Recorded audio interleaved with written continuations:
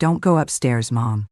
"It's a wreck," Eric said, but the smile was a tight, hurried thing that failed to reach his eyes. It was a strange thing to say to me. I had raised 2 children in a cramped 2-bedroom farmhouse.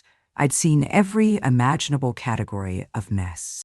Toys scattered like mines, socks balled up beneath the couch, muddy boots abandoned in hallways. There was no mess on this earth I couldn't face. But a tremor in his voice, the swift way his wife Julia glanced at him before looking away, snagged at my thoughts like a burr on a wool sweater. I stood in their entryway, my coat still buttoned, clutching the basket of fresh cinnamon rolls I'd baked that morning. Their warm, spicy scent was the only welcoming thing in that house. Eric took a step closer, placing a hand on my elbow to steer me toward the kitchen. "It's really not worth the trip up," he added with forced lightness. "The kids built a fort. Blankets, chairs, total chaos. We'll just stay in the kitchen."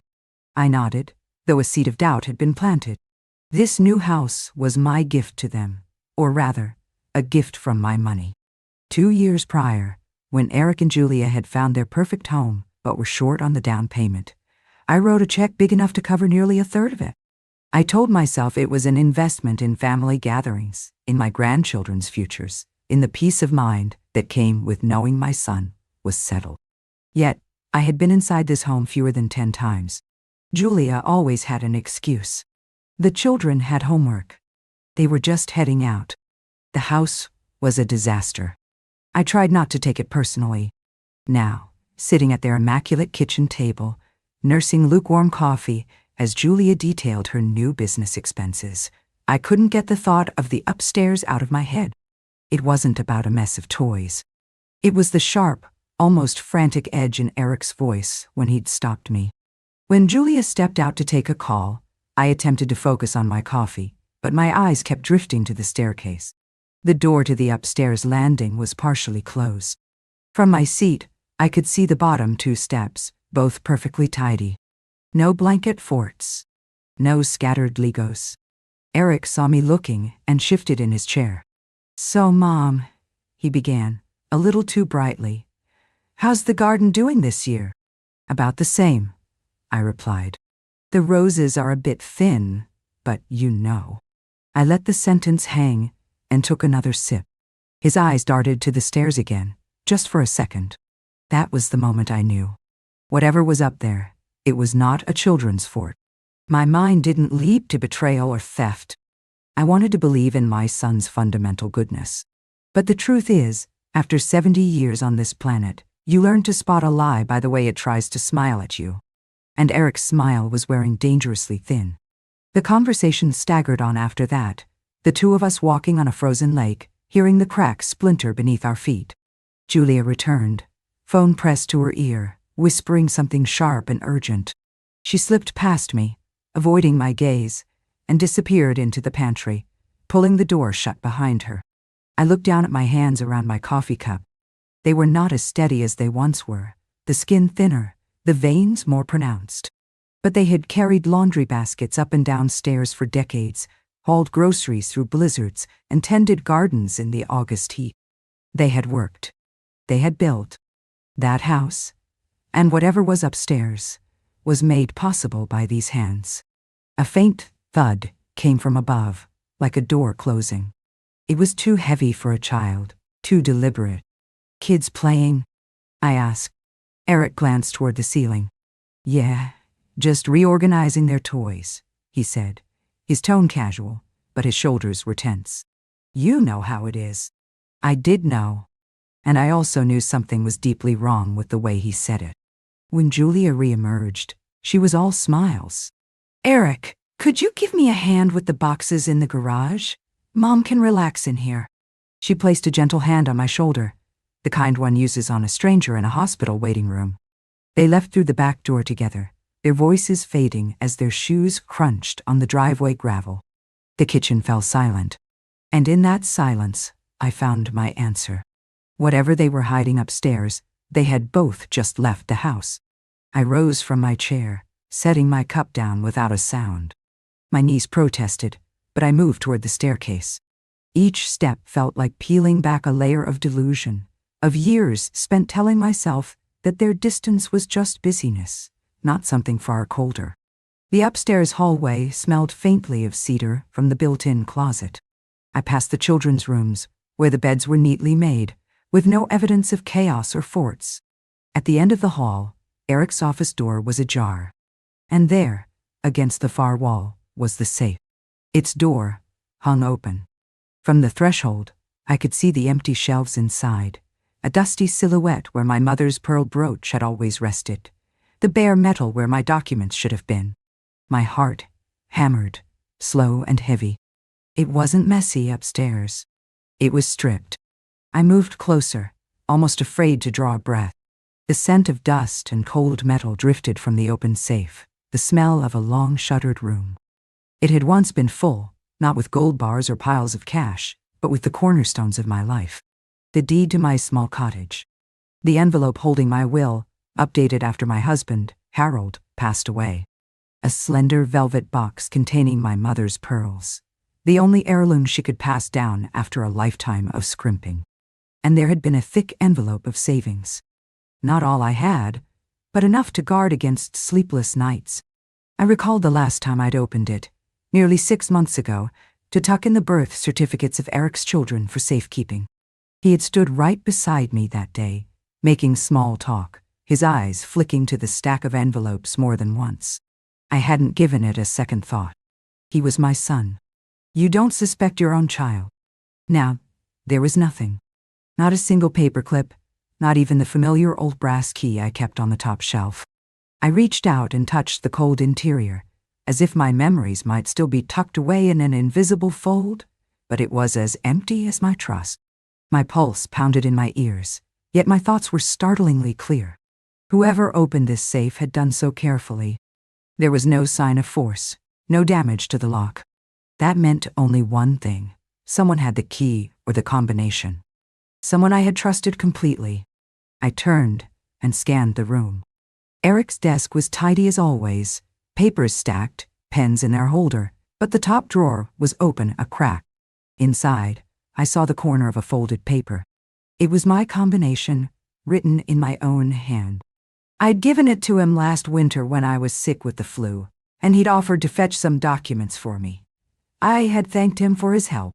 Standing in his silent office now, that gratitude turned to ash in my mouth. Downstairs, the back door slammed shut. Their voices floated up the stairs, growing closer. I took one final look at the void in the safe, then gently closed its door, the way you'd pull a sheet over someone already gone. By the time I reached the bottom of the stairs, I had made a decision. There would be no confrontation. Not yet. I've lived long enough to know that after being blindsided, your first words are your weakest. I refused to give Eric and Julia the satisfaction of seeing me unraveled, of blurting out questions they could easily wriggle away from. So when they walked back into the kitchen, sleeves dusty from the garage, I was standing at the sink, rinsing my coffee cup. "Find what you were looking for?" I asked, as if nothing in my world had shifted in the last 10 minutes. Eric nodded. "Yeah, thanks.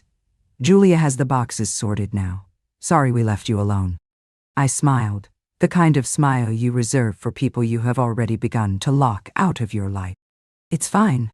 I was enjoying the quiet. Julia moved to the refrigerator, humming softly, and I caught the faintest sideways glance she sent to Eric. It told me everything. She knew, and she was waiting to see if I did too. I left soon after. My cinnamon rolls remained in their basket, as Julia had already made dessert for the children. In the driveway, Eric gave me a stiff hug, his chin brushing the top of my head. "Drive safe, Mom." "Safe." "1." The word clanged like a warning bell in my ears the entire drive home. My little cottage felt different when I unlocked the door. The air seemed heavier, the rooms more silent. Or maybe that was just me, carrying this sharp new knowledge through them. I set the untouched rolls on the counter and went to my desk.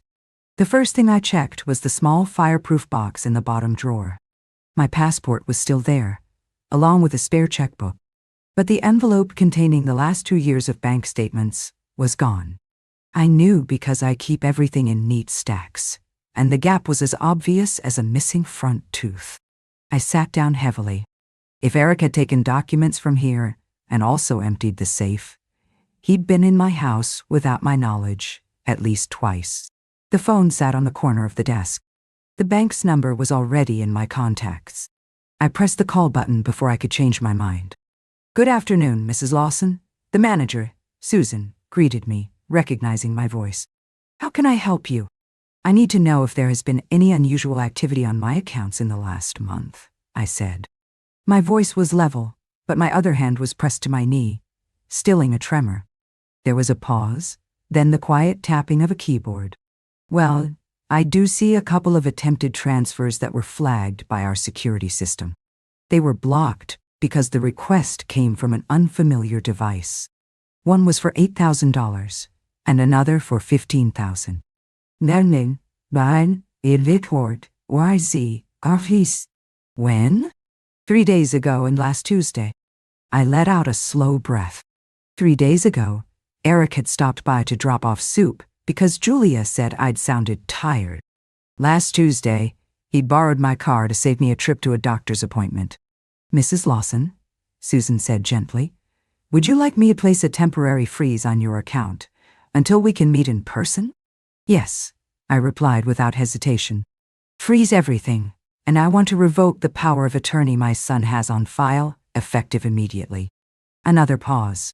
"Of course.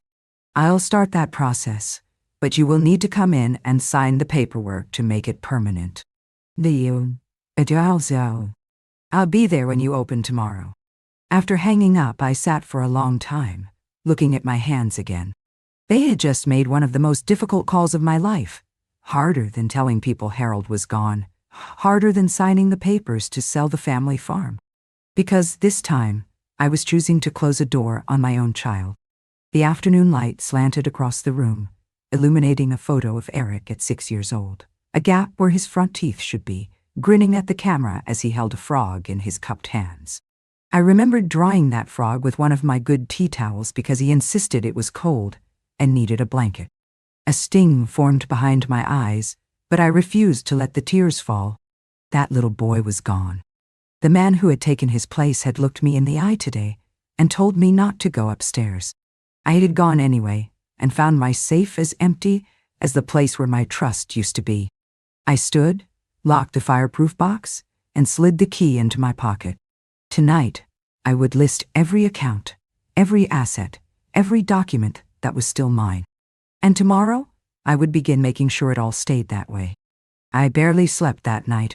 It wasn't the usual ache in my hips or the creaking of the old house that kept me awake, but the relentless rhythm of my own thoughts, ticking down to morning.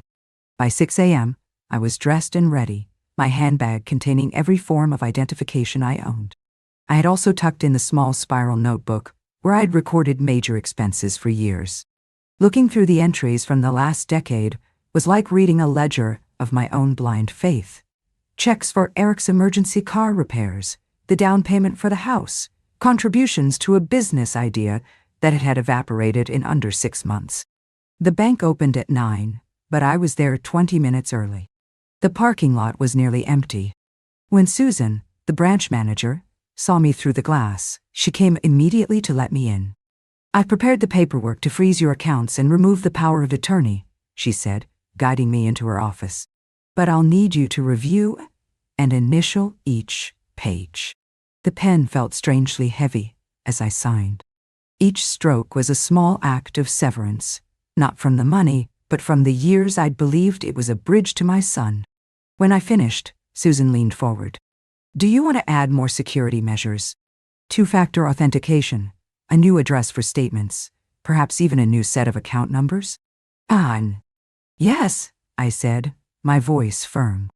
"All of it. And I want any in-person requests for my accounts to require my physical presence. No exceptions." Her eyes softened. "Understood." From the bank, I walked 2 blocks to my attorney's office. Michael Daniels had handled my affairs since Harold passed. He greeted me with a concerned smile. "Martha, you look like you haven't slept. What's going on?" I sat across from him and told him everything. The safe, the missing contents, the attempted bank transfers. He listened without interruption, his jaw tightening. "We'll need to revise your will," he said once I had finished. "And I strongly advise setting up a living trust for your assets. It will keep them out of reach unless you personally authorize it, and it's much harder to challenge than a will." He pulled out forms, explaining each step. We discussed removing Eric as executor entirely and naming a neutral third party. We added a clause: any relative who contested my estate would automatically forfeit their inheritance. It was all business, but a quiet, heavy current ran beneath it. This wasn't just legal housekeeping. This was dismantling the trust I'd spent my life building. When the documents were drafted for my signature later that week, Michael said gently, "I know this isn't easy." "No," I replied, meeting his gaze. "But it's necessary, and at my age you learn to stop putting off what's necessary." Back home, I put the new keys and passwords in a small envelope and slipped it into the bottom of my sewing box, a place no one but me ever went near. Then I made tea and sat by the kitchen window, watching the sparrows flit between the hedges. The phone rang twice that afternoon. Both times, the caller ID showed Eric's name. I let it go to voicemail. His voice, tense and rushed, spilled out, "Mom, we need to talk. Call me back. Please, please." I wondered if that word would have come so easily if the safe had been full, the account still open. I wrapped my hands around the teacup, letting the warmth seep into my bones. The ache in my chest was still there, but it was no longer hollow. It was filling with something much steadier: resolve. It was late Saturday morning when the knock came. 3 quick raps, then a pause. I wasn't expecting company, and for a second, I thought it was Eric, ready to force a confrontation. But when I opened the door, my oldest granddaughter, Chloe, stood there. She was holding a paper bag from the bakery, her hair in a messy bun, a pink scarf wrapped around her neck. "Hi, Grandma," she said, her smile warm but hesitant. "I brought you those scones you like." I stepped aside to let her in. "What's the occasion?" She shrugged, placing the bag on the counter. "No occasion? I just wanted to see you." We made tea together, moving around the small kitchen with an easy familiarity. When she was little, I used to watch her after school, teaching her how to braid challah dough or letting her sprinkle cinnamon sugar on pies. Once we were settled at the table, she looked down at her mug. "Dad's not happy," she said quietly. I stirred my tea slowly. "I imagine not. He said you made some changes at the bank. And other things." She bit her lip. "He wouldn't say what happened exactly, but I can tell he's really upset. And Julia?" Chloe paused, glancing at me. "Well, she's been making little comments about you being stubborn, about you not trusting them." I met her eyes. "Do you think I'm being stubborn, Chloe?" Her answer was immediate. "No, do. I think you've been too trusting for far too long." For a moment I had to look away, not because of the sting of anger, but the overwhelming wave of relief. Someone in that house saw me clearly. "I don't know the details," she continued, "and you don't have to tell me. But I wanted you to know that I'm on your side. I know how much you've done for everyone." I reached across the table and took her hand. "You're the only one who has said that in a very long time." She squeezed my fingers. "I've seen it, Grandma. I've seen how you've helped and how they take it for granted. You don't deserve that." We talked for nearly an hour about her classes, her friends, and the apartment she hoped to find after graduation. Not once did she ask for anything or hint at needing money. When she left, she hugged me tighter than usual. "Call me if you need anything. Anything, okay?" After she was gone, the house felt different. The betrayal was still there, sharp as ever, but now something else was layered over it, a quiet reminder that not all family ties are rotten. Some are worth holding on to. By Monday morning, the phone had become a buzzing, insistent reminder that Eric was not accustomed to being ignored. The first call came at 8:12 a.m., before I'd finished my toast. I let it ring. Another at 8:17, then an 8:25. By 9, I had 7 missed calls and 3 voicemails. The latest was clipped and tight. "Mom, I don't know what's going on, but we need to clear this up before things get out of hand. Call me back." Clear this up. As if it were a spilled glass of milk and not an emptied safe and attempted theft. I took my tea to the living room, leaving the phone on the kitchen counter where I couldn't feel its vibrations. Outside, the first real snow of the season began to fall, tiny flakes clinging to the bare branches. By mid-morning, Julia's name flashed on the screen. I ignored it. A minute later, a text appeared. "We can explain. Please give us a chance before you do something we'll all regret." There was an almost comical assumption that I hadn't already acted, but I didn't reply. At 11, the landline rang, the one almost no one used anymore. I almost answered, thinking it could be Chloe, but it was Eric again. "Mom, please." His voice pleaded with the answering machine. "You're making a mistake. We love you. Whatever you think happened, you're wrong. Let's just talk." "Okay? I can come over right now." And was all. I sat perfectly still, listening to his words hang in the quiet room. Love. The same word he used when I'd signed the check for his house, his second car, his short-lived business venture. Love wrapped around a request like a ribbon on an empty box. Around noon, I went to the hall closet and pulled on my coat. If they wanted to find me at home, they would be disappointed. I had no destination, just a need to breathe air that wasn't thick with their voices. The cold was bracing. I walked 3 blocks to the small park, where the benches were dusted with snow and a thin sheet of ice covered the pond. A young couple passed, laughing, their breath making clouds in the air. I wondered if they knew how quickly warmth can turn to ice between people who once promised each other the world. When I returned, the red light on my answering machine was blinking furiously, 12 new messages. I didn't play them. Instead, I went to the kitchen and opened the small drawer by the sink where I kept spare keys, an old habit of Harold's. "Never put all your trust in one lock," he used to say. I found the key to the shed out back. It was musty and cold inside, but the air still held the faint scent of the cedar shelves Harold had built. On the top shelf, behind a box of old canning jars, was a smaller lockbox Eric knew nothing about. Inside was a stack of photographs, a few pieces of jewelry that had never been in the main safe, and a short list of my most important contacts and account numbers.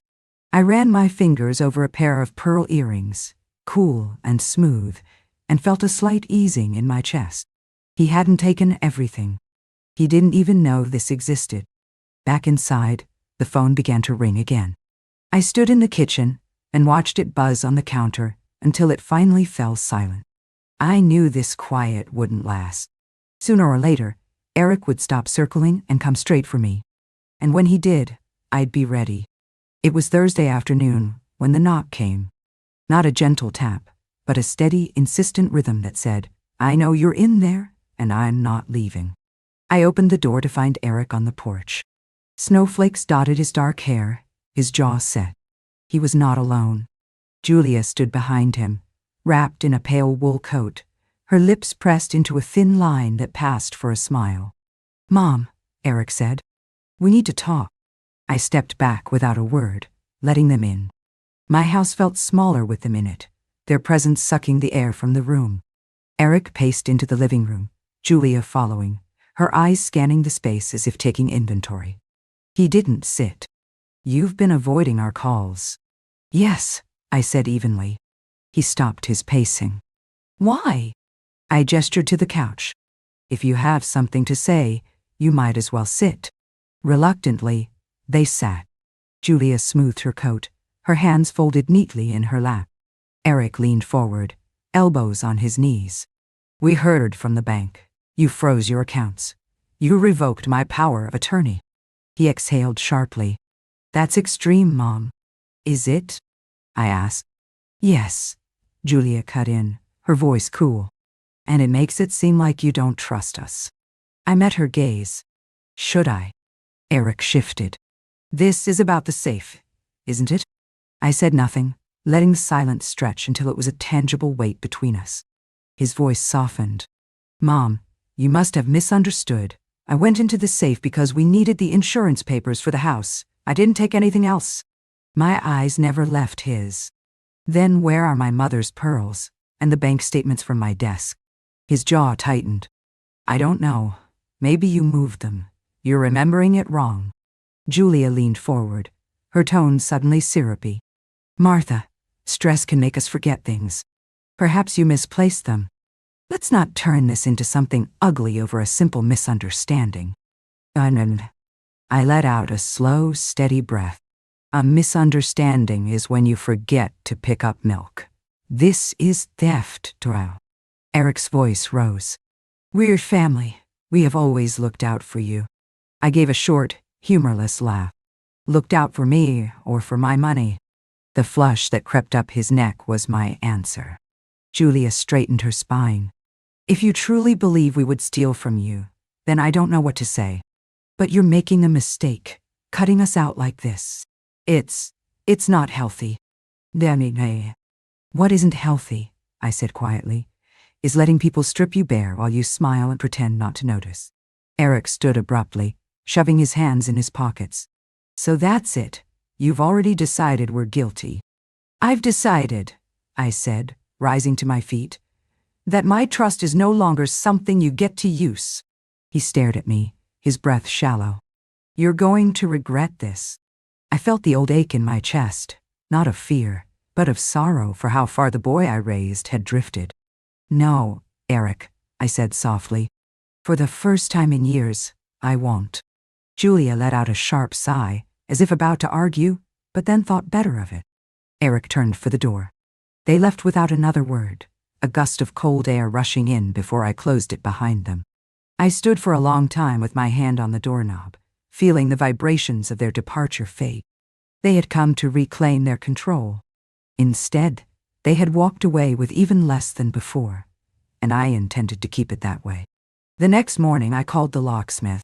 He arrived just after 10, a wiry man in his 60s with quick, capable hands. Front and back doors? He asked. All of them, I said.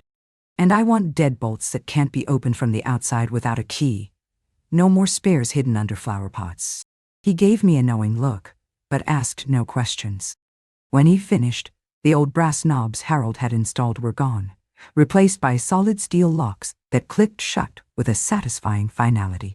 He handed me 3 new keys. I put one in my pocket, one in the lockbox in the shed, and the third in a small envelope addressed to Chloe. Next, I tackled the documents. I spread every file from my desk across the dining room table. Insurance policies, property deeds, medical records, tax returns. I went through each one, removing any that listed Eric's name or granted him access.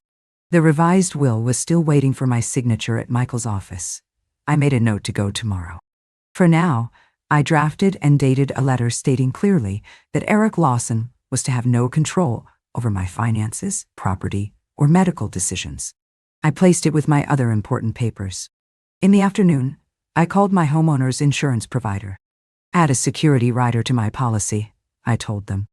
And make a note that no one is authorized to access my property without my written consent. They asked if something had happened. Just taking precautions, I said.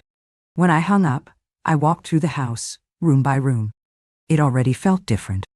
Not because of the new locks or the paperwork, but because I had finally drawn a line and put myself on the correct side of it. In the living room, I stopped before the old oak cabinet where Harold kept his ledgers. On the top shelf was a shoebox of photographs, Eric in overalls with his first fishing rod, Eric at 16, proudly showing me his new driver's license, Eric on his wedding day, arm tight around Julia. I closed the box gently. The boy in those photos was not the man who had stood in my living room yesterday. I couldn't spend what was left of my life trying to bring him back. Just before dusk, a text from Chloe buzzed on my phone. Dad's furious. Says you've locked him out of your life. Want me to come over? Not tonight, I replied. But soon. I'm all right. The truth was, I was better than all right. For the first time in years, I didn't feel like a visitor in my own home. I made myself a cup of tea and carried it to the window. Outside, the snow had stopped, leaving a clean, thin blanket over the yard. No footprints, no tracks. It struck me then that this was how I wanted my life to look from now on. Quiet, whole, and untouched by anyone who believed my trust was theirs for the taking. Tomorrow, I would sign the will. That would be the final stone in the wall I was building. And once it was up, I would make sure he never found a single crack. Sunday afternoon brought a pale winter sun and the scent of wood smoke from a neighbor's chimney. I was folding laundry when a familiar knock sounded. 2 short taps, a pause, then one more. I opened the door to find Evelyn Harper, my neighbor of 30 years, holding a covered plate. "Baked you an apple tart," she said, stepping inside before I could protest. "Made too much for just me." We'd shared 1,000 small kindnesses like this, trading pies for garden tomatoes, swapping recipes on summer evenings. But today, her presence was a profound relief, a lifeline tossed across a widening void. I set the tart on the counter and poured us tea. We sat in the kitchen, steam curling between us. Evelyn studied me. "You've been quiet lately. It's not like you." I hesitated, then decided there was no reason to hide it from her. "Eric and Julia have been overstepping," I said carefully. "I had to make some changes. Big ones." Her eyes narrowed. "Overstepping how?" I told her everything. The safe, the missing heirlooms, the bank alerts, the confrontation in my living room. I didn't embellish or dramatize, just laid out the fact. When I finished, she shook her head slowly. I wish I could say I was surprised. That made me look up. "You're not?" Evelyn sighed.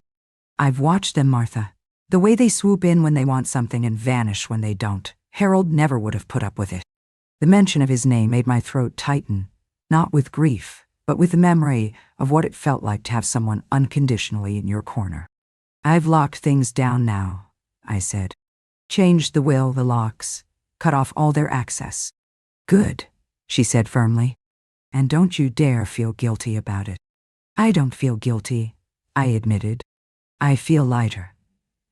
But a part of me still can't understand how it came to this." Evelyn reached out, covering my hand with hers. "You gave them too much trust for too long. Some people mistake that for weakness. You're not weak, Martha. You just didn't want to see what was right in front of you." Her words settled in me like a stone in still water, sinking deep. We moved on to other topics: her brother's hip surgery, the hardware store changing owners, the small things that stitch a life together.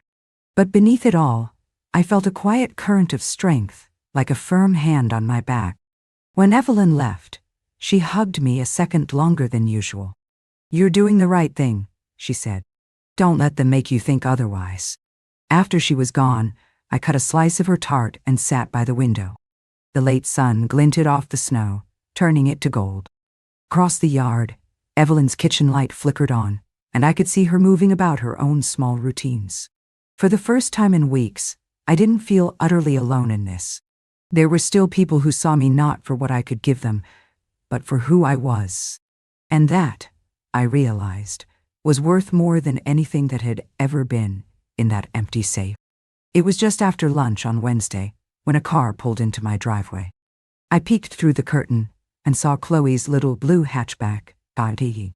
She got out holding a grocery bag, a thick manila folder tucked under her arm. Her cheeks were pink from the cold as she hurried up the walk. "Hi, Grandma," she said as I opened the door. "I brought you a few things and I need to talk to you." We put the groceries on the counter: bread, milk, and a jar of my favorite orange marmalade. I raised an eyebrow. "This is more than just a visit." Chloe nodded, pulling off her scarf. "You're right, I overheard something the other night." My stomach tightened. "What sort of something?" She opened the folder and slid a few papers toward me. They were bank printouts, clearly Eric's. Transfers, withdrawals, and a large pending payment flagged for review. "I wasn't snooping," she said quickly.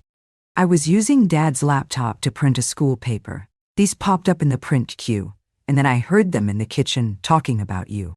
I remained silent, letting her continue. "They were saying you've overreacted, and that you'll come around eventually. Dad told Julia not to worry, that he'd find a way back in. He said you couldn't manage everything without him."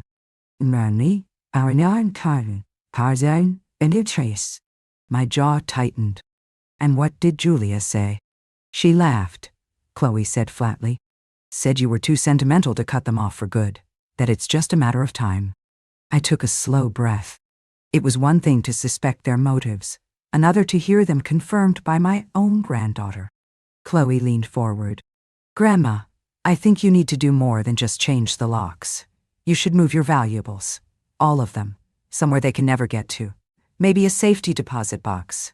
I can take you if you want. I looked at her for a long moment. She wasn't asking for anything, wasn't softening me up for a request. She was simply offering help, no strings attached. Why are you doing this, Chloe?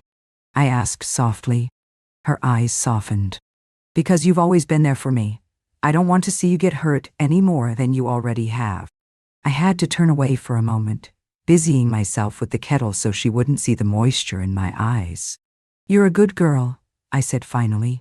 Your parents may not like what I'm doing, but I'm not backing down. I didn't think you would, she said with a faint smile. But you should be ready for them to push harder. They won't let this go. Then, we spent the next hour going over what I still had. Jewelry, old savings bonds, a few keepsakes with more sentimental than monetary value. She helped me wrap each piece in tissue, labeling it for the bank vault.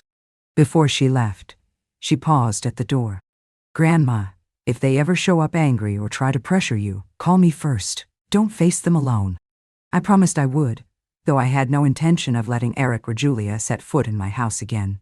After she drove off, I sat at the kitchen table with the manila folder. Seeing their schemes in black and white gave me a strange sense of calm. They still thought they knew me, still saw the woman who wrote checks at the first sign of need. But that woman was gone.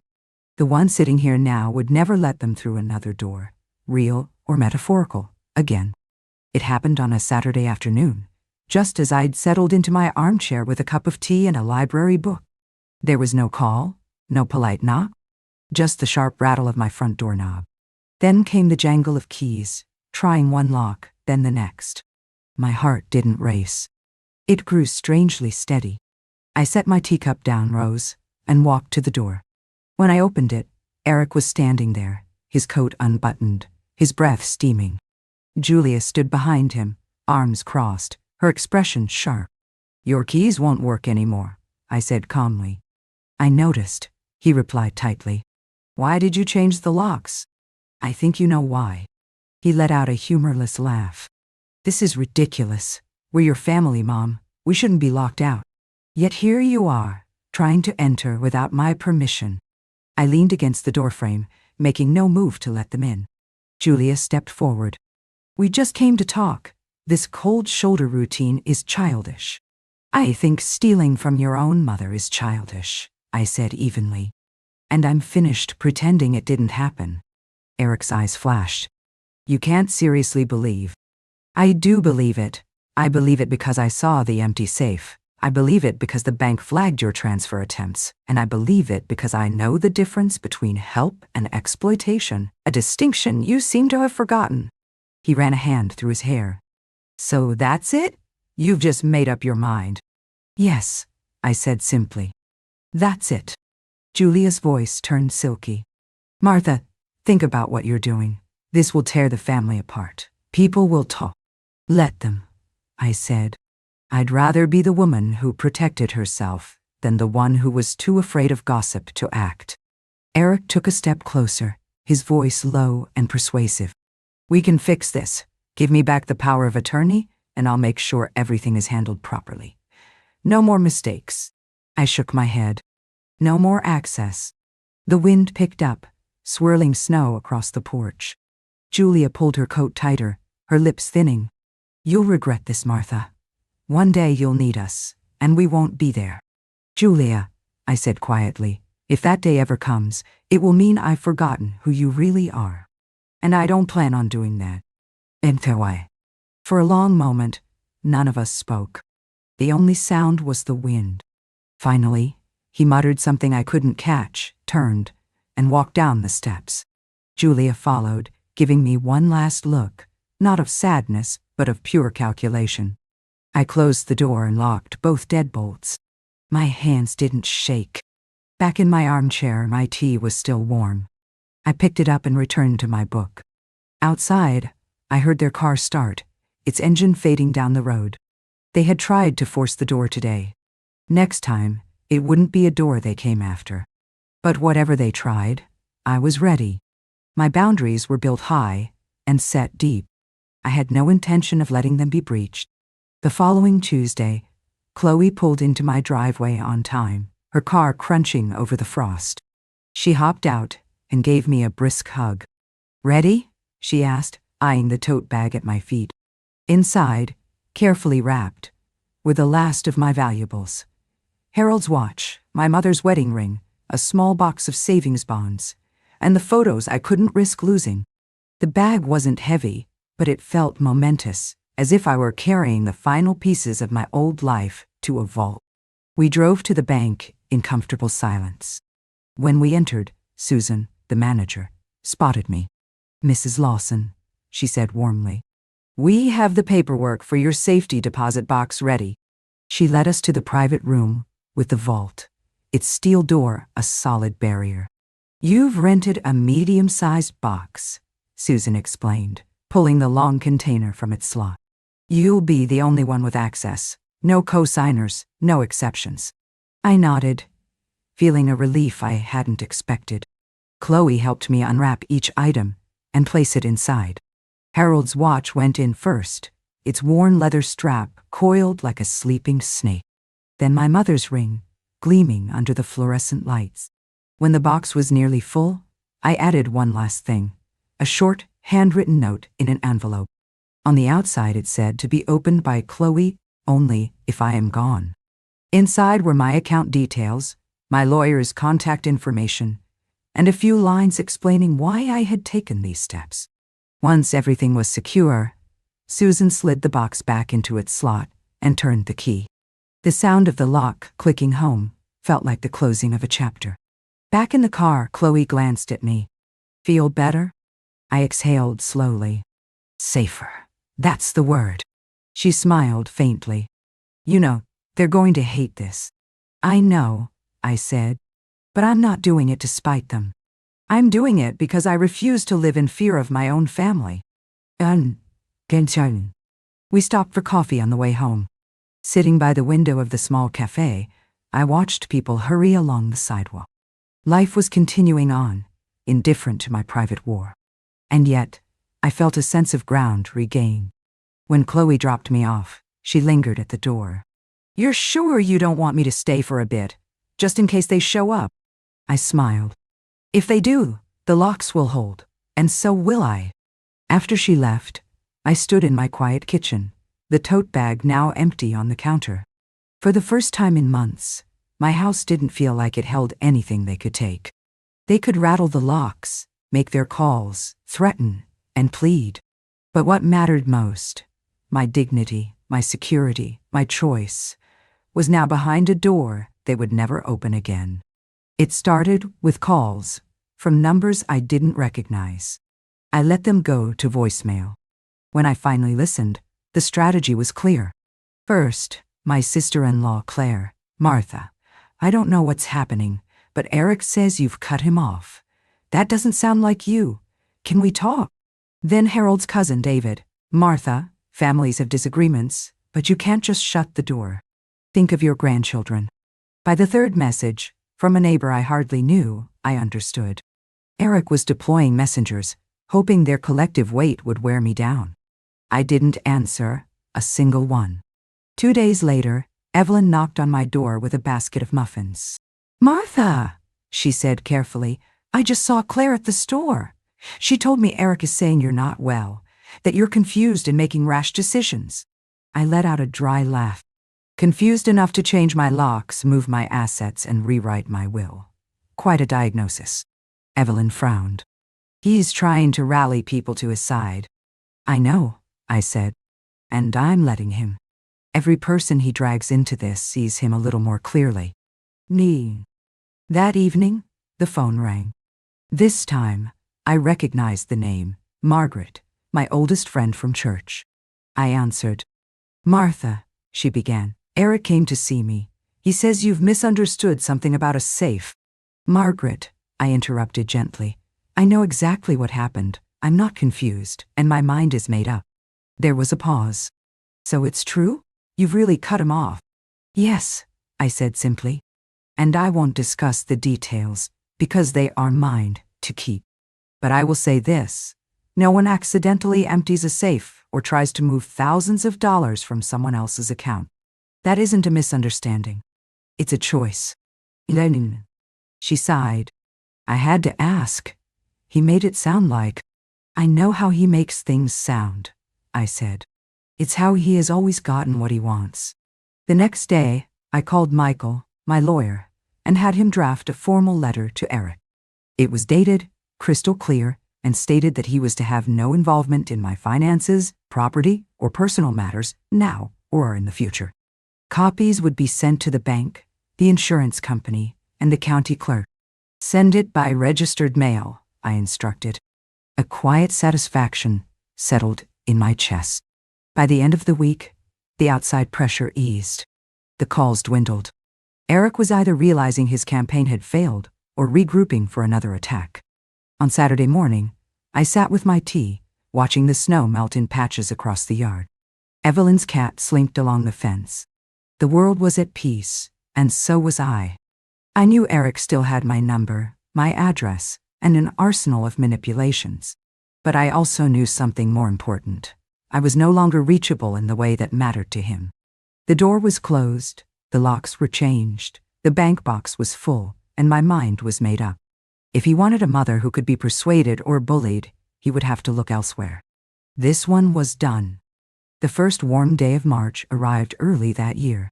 The snow melted into soft, muddy patches, and the air smelled of damp earth. I opened the kitchen window for the first time since autumn, letting a fresh breeze move through the house. It felt like breathing differently, deeper, clearer. I spent the morning tidying cupboards, moving slowly, not out of tiredness, but out of a desire to savor the moment. Every dish, every folded tablecloth, every framed photograph was mine. Mine to keep, mine to protect. No one was circling anymore, waiting for a door to be left unlocked. Around noon, I carried my tea to the back porch. The boards were still cool beneath my slippers, but the sun was warm on my face. The lilac bushes were still bare, but I could see the tiniest hints of green pushing through. I thought about the winter I had just endured, not the one outside, but the one inside these walls, the frost that had formed between me and my son. The chill of realizing that love isn't always enough to keep people honest. The slow, steady work of putting my own dignity before someone else's comfort. There were moments when I'd questioned myself. Was I being too harsh? Had I torn the family apart? But with each step, the locks, the lawyer, the vault, the air had become easier to breathe. I hadn't acted out of spite. I had acted because there comes a time when you must stand up for yourself the way you once stood for everyone else. The phone sat inside, silent on the kitchen table. I didn't have to check it to know that the absence of Eric's name was its own form of peace. Chloe still called. Evelyn still visited. Life had been trimmed down to the people who showed up without an agenda. And in the quiet, I realized something I hadn't seen before. Losing what you thought you could never live without can sometimes give you back the one thing you truly need, yourself. I sipped my tea, listening to the soft drip of melting snow from the eaves. A sparrow landed on the fence, tilting its head. The sun warmed my shoulders. I had no illusions that Eric would change or that Julia would ever see herself clearly. That was not my burden to carry. What was mine, my home, my security, my life, was now firmly in my hands.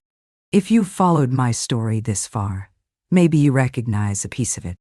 Maybe you felt that quiet shift when you stop asking why someone hurt you and start deciding what you will do about it. So let me tell you this: protect what is yours. Don't wait for anyone's permission.